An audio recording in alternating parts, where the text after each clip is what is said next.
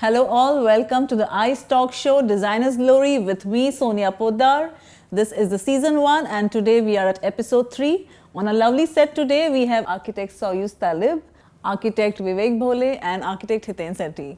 Gentlemen, welcome to the show. It's such a pleasure to have you here. Today on the show, we are going to talk about modular construction in interior design and building industry. And I would like to know what exactly is modular construction and what goes into it? Like, what are the major components? For me, modularity is very simple. It's another word for more efficiency and more effectiveness. I agree to that. What I'm looking at is finding out and, even as a layman, as our lovely audience would also like to know what goes actually into modular constructions, like what are the components, like what happens on site, what do we begin with, do we start with the foundation on site and what happens next, what happens off the site. You could put some more light on that. So it's a complete process. It's nothing to do with construction. It's all to do with planning and technology. So, general practice, how do we do it? You start the work, keep on giving the drawings as and when required.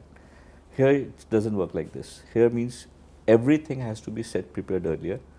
You have to envisage all the kind of wastages, you have to envisage all kinds of sizes, the repetitions which can happen to economize the whole thing. It starts not only from basic amnesty reinforcements, goes up till the sizes of the sections, goes up till depths of the sections, it goes up till the elements which can be used again and again, and the grades of cements which can be used, concrete which can be used again and again. It starts with a very micro thing and that is planning. So it's 80% planning, 20% execution. We have all gone through a severe time of COVID and after that there are no laborers in the market. So eventually this mechanization has to be adopted by everybody. Plan which is efficient, building design which is efficient, repetitive, modular. It all starts with putting your room sizes accordingly. How many, like we do lots of townships, so once you're doing 10 million square feet or 20 million square feet, then any kind of wastage which you save, even in the tune of, like normally you say, okay, we have steel wastage as 3% which is considered in the BOQ. Now if you're able to save that 3% because of these technologies, any project of 1,000 crores you can well imagine how much you're saving. So those are the things which industry is looking into. We professionals are looking into and so design becomes a very important part. My other faculties like structural engineering, MEP have to follow the similar guidelines because you cannot work in isolation in these particular things. So the whole volume, built up volume comes as a single package. What is involved is planning, your strategy and your setup, the technological setup. And at site, it's hardly 20% work which goes on and gets the installed. The precision level must be really amazing here. Yes, absolutely. International level softwares which are dealing with parametrics and all. So such complex forms which you see, which Zahadid is doing and so many other parametrics things, he masters that technology. I always believe that modularity in architecture should be at micro level, not at macro level. Because at macro level, it becomes monotonous. See, anything which is repetitive looks good for certain time or for certain quantum. But when you are using it too much repetitively, it will become monotonous. So, when we talk about, let's say, parametric, the basics of modularity is you work on a prototype, you make a matured design, you remove all the flaws possible in that one prototype and then you use it repetitively. But in parametrics, you use algorithm to achieve that perfection through algorithms and you don't make one prototype and use repetitively. You make multiple prototypes through algorithm and use one individually. Okay. So I have to make 100 units. They will be using a similar definition. They will look alike, but they will be different. Oh, it's really, this is a little tricky here. Little tricky. Yeah, can you like okay. Just put some more light on that. So we give AI the prompts. So on basis of those prompts, the computer generates the design. What it takes the clue. What we call them as seed in algorithm. So you give prompts, and out of those prompts, the computer generates the design. And imagine when the computer starts recognizing the space, your requirement, and start generating the design.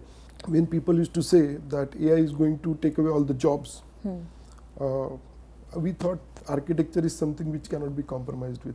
But with the current development, I think we'll have to learn how to fight with this technology or along with that technology. But you just said the algorithm generates a lot of alternatives. You have to scrutinize them and choose what is good. Yeah, so I don't think they give AI. you iterations. They give you iterations. Yeah. But this is at infant stage. Just imagine. So you think, you foresee it like, Yes. a few years down the line, And they then- would be able to give perfect options. Yes, and that's modular architecture that doesn't really remain modular with AI. Although you will see those iterations looking alike, will look modular, but they will have different details. Okay. See, it's like a binary of computer language, Yeah. a binary of computer. Yeah. It's modular, but So- so many things happen. Okay, all along I was thinking that when it's going to be a modular construction, it's going to be everything same. But this is a totally different aspect. So, I think example I can tell you. You have matchsticks. So keep on adding matchsticks to different forms. So matchstick is modular. Forms can be Forms infinite. can be infinite, yeah. Yeah, but then what about aesthetics over here? You think the aesthetics are compromised here, especially if you consider the human factor? Sonia, you can't even imagine the multi-dimensions of digitization in computers. I mean, we've seen that forms, like he's talking about logics, a small parameters can generate 50, 100 forms at the same time. Wow. As a designer or as a creative person, it takes time for It you to takes time. process each and every change to get them on the board, Here you have more of things happening just by some set parameters. And I think when we fly, to be on a little informal note, whenever we are flying and I'm watching my Netflix, he's always showing how many curves he's creating in the flight. But I mean, I really appreciate the kind of effectiveness. So India is a very cost-sensitive market. I think everybody knows. Cost sensitive, yes. Right from We are fees Indians, which we get yes. to the cost of construction which a developer wants, I think every needs to be "Usse thoda kam kar do," that kind of thing. But he is saying that AI is going to take away the market. Yeah, so Yeah, So of how the course. practice AI in is the going next to 10 reduce years, the job market also? So It the will students absorb who a lot are, now graduating from they architecture will become schools. more of AI analysts Yeah. with architectural background. So there is Okay, something called analysts, as AI yeah. artist. There is something called as AI artists nowadays. I was thinking that today the modular construction industry in India, it's only at 1% of the total market that we have in India here. We are working, we Yeah. are doing our project, is the largest in Asia. Yeah. So, see, fortunately, unfortunately, the growth has started recently. So 10 years is what you're looking at for the market to pick up, this trend to pick up? So the boom to come. I'll add to something. See what happened, concrete technology has become popular just because of the world wars. We all know that concrete technology Yeah. is not a mature technology. In fact, it has got lesser life than the human being.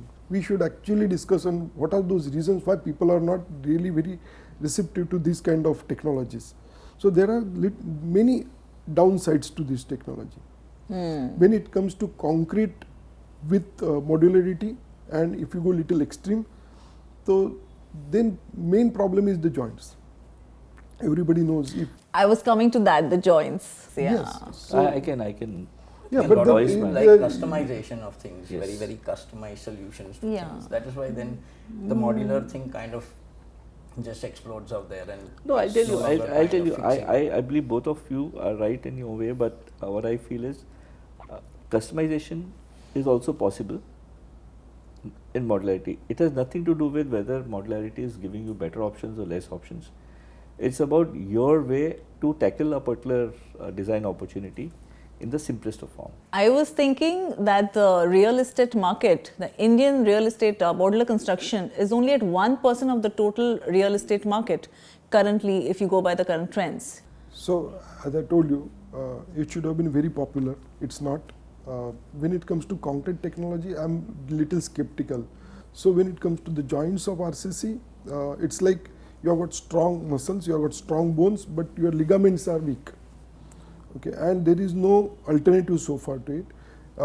We may differ on this, but then whenever there is any international conference we have attended and any presenter has talked about RCC and precast, afterwards he had to surrender. When the question answer session starts, he had to surrender because there is no solution to it.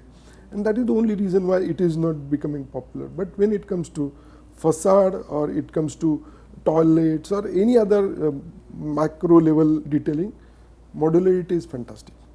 And I think Soyuz is the best person to talk on facade because I have seen his buildings. He does fantastic commercial complexes in New Bombay. I can probably put all this or whatever they've been talking about in a much simplistic manner like this. That, you know, when we say modular, we mean, it originates from the word module. Module means one. One is singular. And when we say singularity of something, when we kind of add two pieces of one thing together, then we've got a plurality to it. So if you add multiple pieces, you get a very plural form of that same structure. And then from there, you can probably add other typologies to the same thing to make it even more complex. When we've done facades right now, we've kind of stuck to a very modular system because we've tried to kind of look at the sizing, the economics. Like he said, economics plays a very important role. So most of the times when I'm looking at facades, I have to know the size of the glass and how much we're going to cut it down to and how are we going to repeat it so that we don't waste any of it. And based on a lot of those inputs, we kind of come up with a modular format in which the entire facade is kind of worked on, and then for a building which is maybe 20-25 stories, we can fit an entire facade within probably 10 to 12 days because from looking totally incomplete or naked, it would kind of suddenly look complete within a matter of no time. So that's the advantage that you have with modularity. So when you are talking about modular facades and especially when you're working in glass, I believe you have to work with standard sizes because once you work with standard sizes, only then it is going to be a cost-effective method or even a faster method of construction. Absolutely. So when you're designing a modular facades, any challenges you have faced? Well, we need to keep a lot of things in mind right from the start. Like he mentioned, when you're working on the exterior of the building and you're doing the RCC of the building itself, you need to kind of sit down and understand that the glass is going to come up on the RCC. So there is a surface on which it is being applied.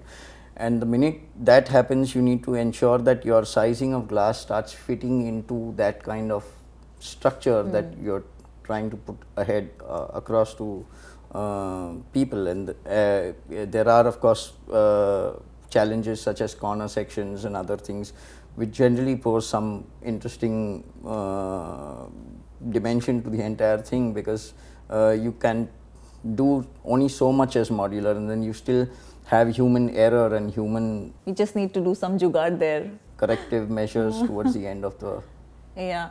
Does it affect the design? Like, you know, as he was saying, so there are very minor changes. Overall, it looks similar, but actually it's not similar. Yeah, so we did facades with, I did facades with glass, and when we kind of land up doing these, we realized that glass has to be cut in a particular size. But I realized that you could get glass of various colors. So the minute you could kind of get glass of 10 different colors and put them all, synchronize them all into one facade, you could still get a beautiful outcome on your building because you are no longer sticking to one module, or you're sticking to another typology of that module. So you just change the typology and you get a different result. So the good thing is still customization is possible. It is possible very when much. it comes to modular. But like I said, the more customized you go, and the more the less modular it becomes. So when will be the right balance? That all depends upon when we start talking about standardization in building industry, which is hardly there in India. So till the time you actually emphasize the fraternity, till the time they actually emphasize on standardization, these things are never going to see that kind of effectiveness as a practice compared to Europe or US. So I wondered at places in Dubai when we saw, remember that building with a long cantilever with 20-30 meters, and I came and asked my structure engineer, "Sala, तुम लोग हमें इतना बड़ा beam देते हो, and you go to Dubai and they are doing it in a very sleeker model." And it was a very healthy discussion, and he gave us so many parameters, and again it all came up to the whole thing, the planning part of it, the rationalizing of that particular thing, and of course the codal compliances. So everything got mixed up to a particular level where we thought ki, and of course the materials which they use, because they use lots of alloy, we cannot use it because of our standards. So we need to upgrade to the set of regulations, or upgrade our regulations which we as architects and designers we have to follow, or we have to create a new set of regulations to match to this kind of construction नहीं है ही change. नहीं ना, standardisation India में किधर है? तो वो बनाना चाहिए 8 फुट अभी. का भी दरवाजा बनाते हो, 9 फुट का भी बनाते हो, 8.25 फुट का भी We बनाते need हो. So there is- customization, we are Indians. हाँ, so that is because there is workmanship issue, there is detailing issue, there is rationalizing issue. That is why you get into irrational. You are an interior designer, you must have done say 50 flats. So every time you say, यार architect ने why इधर beam इधर 7.25 foot दिया, उधर 7 foot 9 inch दिया, उधर ये दिया, because why the person is not rationalized? It's because brought his expertise on the paper. That's why it's built like That's this. why it's built that. So when we all are foreseeing the future with modular construction or prefabricated homes or apartments, yeah, offices. So when we are looking at a lot of this type of construction, how do you think, is it earthquake resistant? Is it really earthquake resistant? Of course, there are earthquake. But you just said there's an issue with the joints. No. See, I talked about only the precast RCC structures. Okay. Which I still don't Okay. agree. But sure. Okay, if you go for PEB, they are earthquake resistant. Okay, so you don't agree to it, right? We can have a nice debate. This is a Yeah, right you can platform, debate, yeah. okay? Let me. So we had one project from government, and we wanted to use the technology, which is something which is modern. So immediately the first is prefabricated and precast. So we had technical committee by IIT Bombay, and IIT Bombay was not convinced. So they brought in many other people, and everybody said this technology is not fit for building more than 40 stories. Okay, so why not more than 40 stories? Because as you go up, then the joints will create issues. Okay, and if you are using infill walls after that precast members, then you will have those gaps forming in between, and you will have leakage issues. Oh. So this is inevitable. Now you can Yeah, so take it that from means here. the person who was dealing with the particular thing didn't know how to treat precast buildings. No, he is one of the best in the country. So no, because The in contractor technology. No, I'll tell you. Was the best in the country because everybody knows. He is only doing that But job. it's a set of skills, different No, skill sets it's- together. No, it's about an architect. When a particular project is, for example, we used to use My1. My1 was also modular in a way, Yeah. in whatever way. Now, a worst combination of a My1 structure with a very individualistic facade. So My1, if you are doing it, you have to have a modular facade designs also. Then it becomes in totality a good solution for a developer or a promoter. But if you are doing this thing in My1 and then you're getting your wet people, wet guys to do the block work and do the windows and all those things, it will not work, it will fail. Because you are using you are trying to hybridize both the thing, which doesn't work like that. So if you're going to go for modular, you have to use the whole intent in the particular thing. Why I'm telling you so confidently, we did MLCP at Santa Cruz Airport next to Sahar, way back in 13-14 years back. The whole LAT was my contractor, we were the architects. I know that when I say 80%, my major time went in, it's a modular structure. It was, the whole pieces were made in the L&T's Khopoli plant and got to the airport. That 12 years back, that problems were there because we didn't have proper sealants. We didn't have that kind of technologies available in India. So we used to do some hybridization, which used to make things successful. However, pura building 3 mahine mein ban gaya, to who's crying? Everybody's happy. Everybody's happy. Cracks, but I know why the cracks are there, because I know I didn't have that particular thing at that time. So it's called evolving. He rightly said 40 storied, it's a very ambitious figure. I have not even tried it beyond 32 floors on this particular thing. Let's not name the builder, but something was tried in for the rehab at Sivri. And same thing also failed because they were chhajjas, and all of a sudden they were saying कि the chhajjas have failed, precast नहीं हो रहा है, कुछ नहीं हो रहा है. So with the analysis was done, people started encroaching on chhajja spaces, which is a human tendency. So again, precast has to be precisely designed for every possible things which may happen to that particular. No, but I'll tell you what my take on this about probably the fact that, I mean, we did a few buildings in my one. We did at least around 3 or 4 buildings now completed in my one. I no doubt the work took place fast and quick and things like that, but the construction took place fast.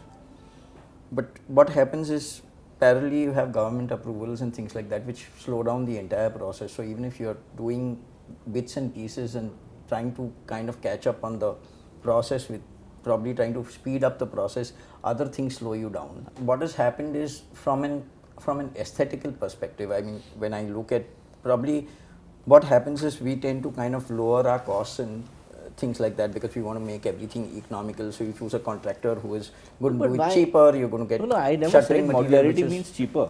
Yeah, sure. In my till now, it is more perfect. Your tendency to work like that happens. I mean, that's what I'm trying to say. Most developers end up trying to do that. It's less wastage.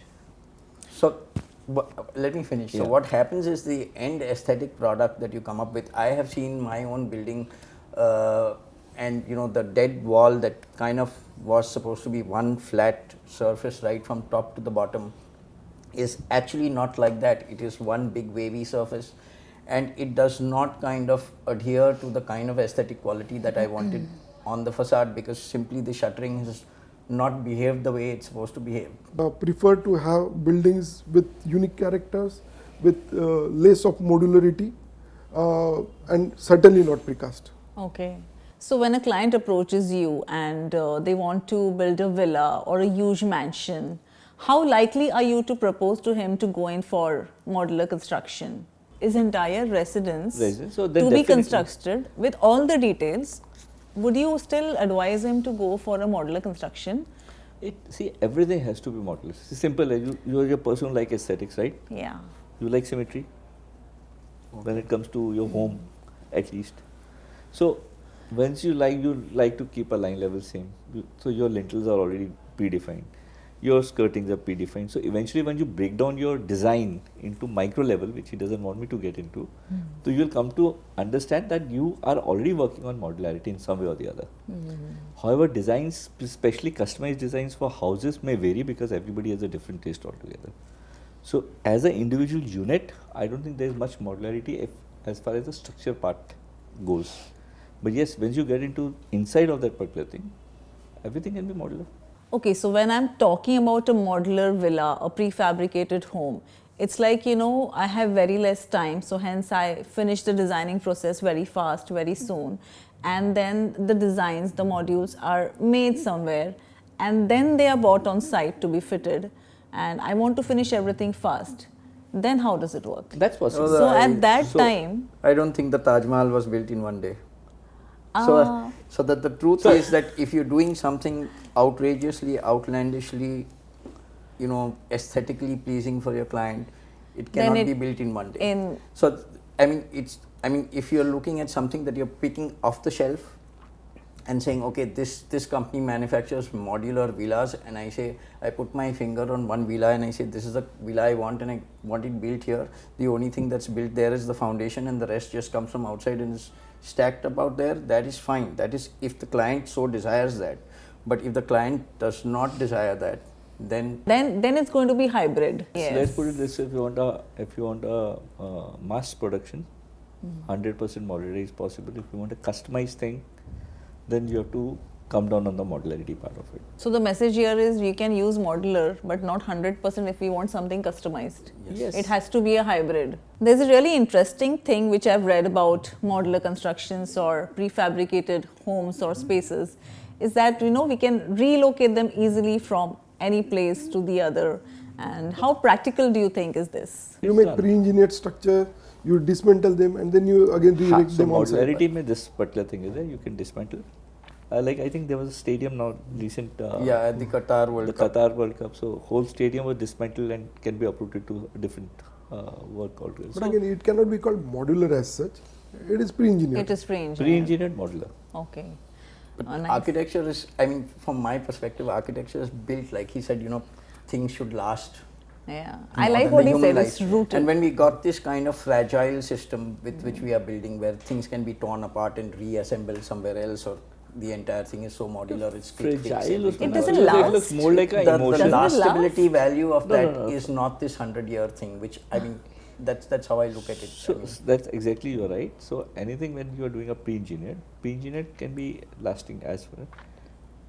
Well, I don't feel that the technology or concept of modularity is time limited. The materials which we use in these particular things are time limited. Ah. Agreed. So it's not the concept which is time limited. So now we are here at the rapid fire round for some interesting trivia on modular construction. So here goes the first question. The first recorded instance of modular construction was in which year? And who made it?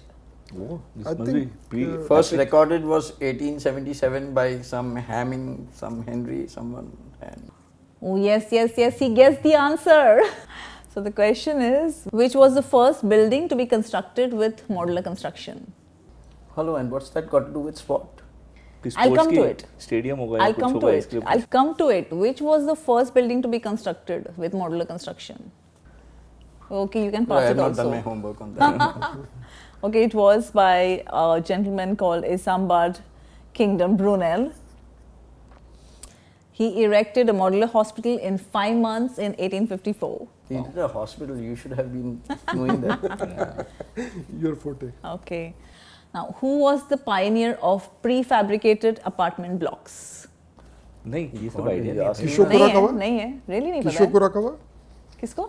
Kisho Kurakawa? नहीं. इसको किसको समझ गया था कि तेरा answer कहीं पास भी नहीं है। Acha. These But are he absolute did those bouncers. apartment buildings in Tokyo. Now, this is the question where the sports angle comes in the picture. Oh, Yeah. now it's your forte. This was the gentleman who invented the net for goals. Oh God. Oh God. Mr. Net. Yeah, nobody watches I know football. about Ronaldo and Messi and stuff Okay, like they are that. they're I like don't kicking know the about goals. who I'm made talking the man who made the net. Net behind the goal. I know who man. Okay, it's man who Alexander shot the goal. Brody. Alexander Brody. He doesn't know him, I think. Okay, he is the man who invented the net. There's a building in Canada called Habitat 67. Habitat 67. Yeah, in Canada. Not me. Yeah, it is a modular structure constructed in the year 1967 in Canada. Yes, it is modular. Yes. I remember the structure. Thank you. Thank you for remembering. I At remember least the I was like, structure. I'm just throwing questions. So, yes. But Israeli She has still not asked architect. question. not Moshe said. Yes, Moshe Safdie. So, Oh, yes. we actually saw his presentation in City BH, one of the City BH. Anybody knows about Nagakin Capsule Tower? Kisho Kurakawa. Yes. I was his great fan, you know. Okay, now the last one, which is the tallest building to be constructed with this technology currently, which is the tallest in the world. Come on. In the world, Yeah, I won't be knowing. I think something like in the world. that was this So see, building made out of wood somewhere at 40. No, she's saying No, modular no, construction. when it comes to What is modular tallest? World construction, tallest modular building. you have to be really very specific. I can't be specific. I can just ask you which is the tallest modular constructed building, just like that. Give us answer, will tell you what the question should be. That's nice. It's like it's the 10 degrees Croydon in South London. Ah. Yeah, it's nearing completion now. It's a tower with 546 homes. No, but is it Built by Tide Pre-engineered. Construction and Vision RCC Modular बोलता है, Systems. pre-engineered. pre-engineered रहेगी? So Vision which is the Modular tallest Systems. pre-engineered modular construction? You can ask questions to No, each that's other. the question I'm telling you. How it should have been. Pre-engineered. Pre-engineered. Still, you wouldn't have been able to answer. Yeah, that's a different matter altogether. At least the question would have been right. Okay, so we now have a winner for the rapid fire round. Architect Vivek Bhole. Many congratulations. Thank you.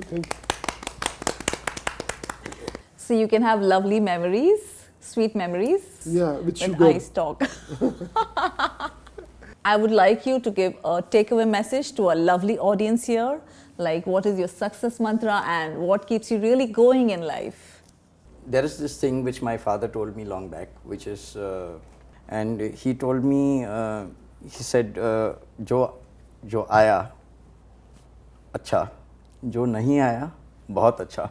So he kind of drilled this into me, so I kind of take life as it comes each day rather than get bogged down by what you get or you don't get in life.